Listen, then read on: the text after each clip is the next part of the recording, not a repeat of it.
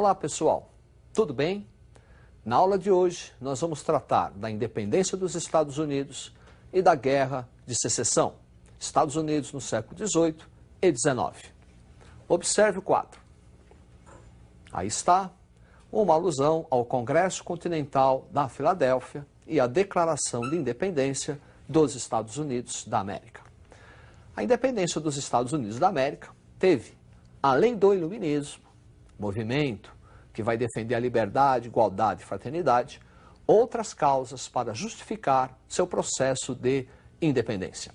Observe o quadro. A Revolução Industrial na Inglaterra e a necessidade dela de ampliar o mercado, aumentando o pacto colonial nas colônias do Sul, e a famosa Guerra dos 7 Anos, envolvendo França e Inglaterra, disputando áreas coloniais na América, que vai resultar no arroxo colonial inglês. Esse arroxo colonial inglês é em virtude, primeiro, a vitória da Inglaterra na guerra. Só que essa guerra foi muito onerosa, custou muito caro à Inglaterra. E a Inglaterra, para resolver um problema financeiro criado pela guerra, inicia o arroxo do pacto colonial, aumentando o cerco colonial, pacto metropolitano, entre as colônias do Sul e do Norte. Como exemplo desse arroxo colonial, observe o quadro. Arroxo colonial inglês e as principais leis que caracterizam o início dessa nova política. A Lei do Açúcar, 1764, aumentando as tarifas do melaço, do rum e do açúcar. A Lei do Selo, que era um imposto, uma tarifa, que deveria ser colocado nos jornais, em contratos, para aumentar a cobrança de imposto inglês. E a Lei do Chá, transferindo o monopólio do comércio do chá para a Companhia das Índias Orientais. Especificamente, essa Lei do Chá vai trazer desagravo para os comerciantes, que vão sentir-se prejudicados. Em virtude disso, inicia-se uma tensão social entre os comerciantes norte-americanos e a metrópole inglesa.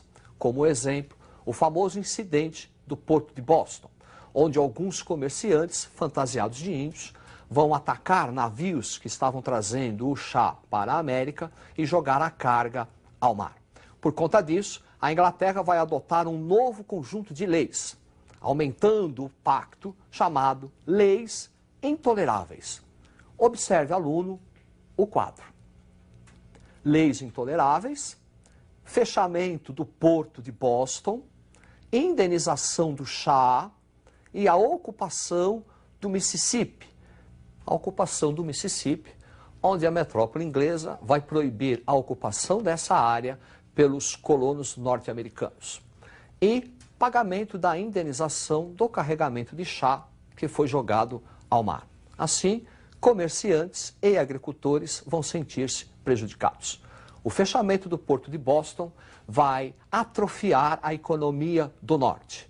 Para você entender o que estamos falando, observe o mapa. Comércio triangular. Das colônias do norte, roupas, alimentos, peixes e madeiras para as Antilhas.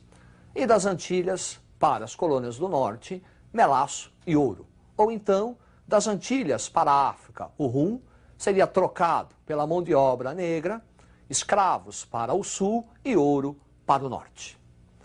Esse comércio triangular era, como dissemos, o centro dinâmico da economia do norte. Portanto, o fechamento do Porto de Boston vai acelerar as tensões sociais entre colonos e metrópole. Daí, as famosas reuniões na Filadélfia.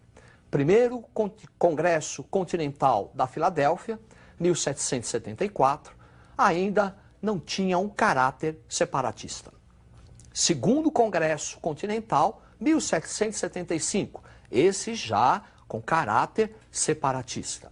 E em 1776, Thomas Jefferson, com a ajuda de Thomas Paine, Samuel Adams, entre outros, vai redigir a Declaração de Independência dos Estados Unidos da América.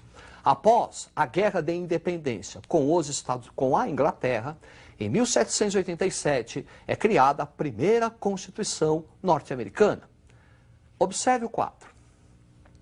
Formação do Estado norte-americano, uma república federativa, o chefe dessa federação, presidente da república, um presidencialismo, 3 poderes e entre esses poderes um equilíbrio, executivo, o presidente, legislativo, deputados e senadores, judiciários, os juízes, e o ideal de liberdade.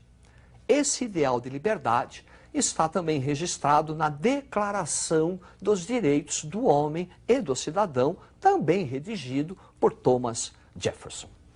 Após a independência dos Estados Unidos, inicia-se um outro processo muito interessante e que vai contribuir para a ampliação dos estados norte-americanos. Estamos falando do processo de expansão territorial norte-americana. Preste atenção no quadro. Aí está, das antigas 13 colônias, um processo de expansão. Terras, territórios conquistados ou cedidos pela Grã-Bretanha, França, Espanha e o México.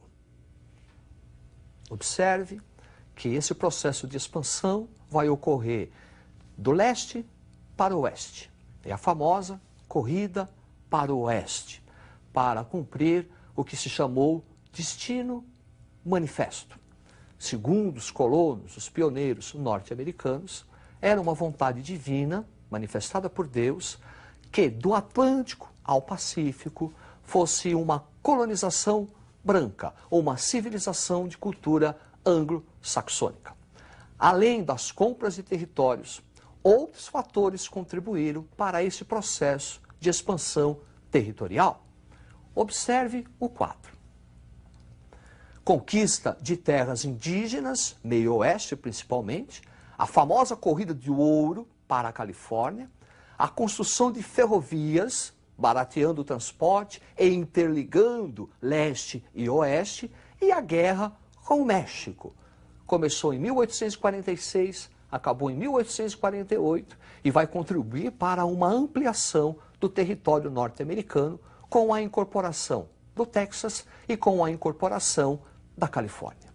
Essa expansão territorial também vai contribuir para um segundo processo, muito mais importante, sendo chamado de Segunda Revolução Americana. A primeira Revolução Americana, a independência dos Estados Unidos. A Segunda Revolução Americana, a Guerra de Secessão. E a Guerra de Secessão, nós vamos encontrar a sua raiz lá no princípio da colonização inglesa, nas 13 colônias. Observe este mapa. Ao norte e a parte central, desenvolveram-se as colônias de povoamento, pequena propriedade, comércio, mercado interno, desenvolvimento de uma burguesia mercantil. Ao sul, colônias de exploração, onde desenvolve-se as plantations, o latifúndio, monocultor, escravocrata. Essas diferenças entre o norte e o sul estão na raiz da Guerra de Secessão. Além delas, vamos encontrar outros elementos. Observe o quadro. Guerra de Secessão, as disparidades entre o norte, já industrializado, e o sul agrário, o desenvolvimento do capitalismo no norte e a necessidade do norte de integrar o sul como mercado consumidor e a questão da escravidão. Questão séria, porque o norte, já desenvolvido, necessitava ampliar mercado consumidor, escravo não recebe salário, escravo não é consumidor. E o sul, desde a origem da montagem do sistema colonial, colônia de exploração, vai adotar a mão de obra escrava. Então nós temos aí vários elementos, disparidade, norte e sul, com um ingrediente a mais, que é a questão da escravidão. Essa questão da escravidão vai atingir um clímax a partir de 1860, com a eleição de Abraham Lincoln, que representava os interesses do Norte. No mesmo ano, 1860, a Carolina do Norte separa-se, iniciando-se a formação das chamadas Confederação dos Estados Americanos, originando a Guerra de Secessão. De um lado, os estados que vão formar a chamada União, Exército da União. Do outro, liderados pela Carolina, os exércitos dos confederados. Observe esse mapa.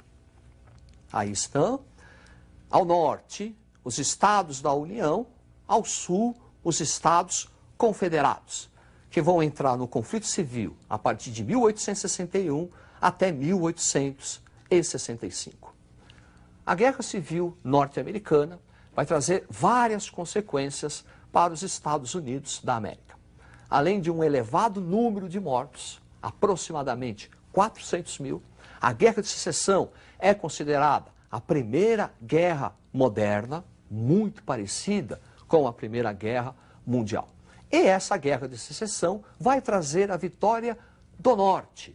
O Norte vence a guerra porque conta com o apoio de nações estrangeiras, já que essas nações também estão interessadas no mercado consumidor. O Norte está combatendo a escravidão. O Norte recebe apoio, inclusive, de uma grande população do Sul, os próprios escravos. Com a vitória do Norte, inicia-se o processo de industrialização dos Estados Unidos da América. Observe este quadro. Desenvolvimento americano, expansão da agricultura, mecanização, processo de industrialização que já havia no norte, estende-se para o sul, e o início de uma nova política, a política do protecionismo econômico. Protecionismo econômico adotado pelo norte. Assim, garante-se o mercado consumidor, garante-se também o desenvolvimento interno da industrialização norte-americana. É a partir da Guerra de Secessão que os Estados Unidos iniciam o seu processo de industrialização, que vai caracterizar na formação de uma grande potência aqui na América. É a formação dos cartéis, é a formação dos trustes, das grandes empresas para controlar mercado e a distribuição de produtos nesses mercados.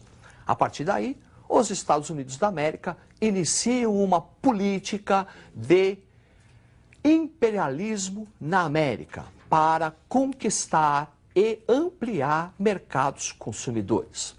É a famosa doutrina Monroe. A América para os americanos, que na verdade vai se transformar a América para os norte-americanos. Essa política imperialista vai transformar os Estados Unidos da América numa grande potência, já no final do século XIX, aqui na América. E, após a Primeira Guerra Mundial, os Estados Unidos da América já despontam como uma grande potência internacional. É isso aí. Falamos na aula de hoje a independência americana, tratamos da Guerra de Secessão e a formação desse imenso império americano. Uma boa sorte, até a próxima e estude!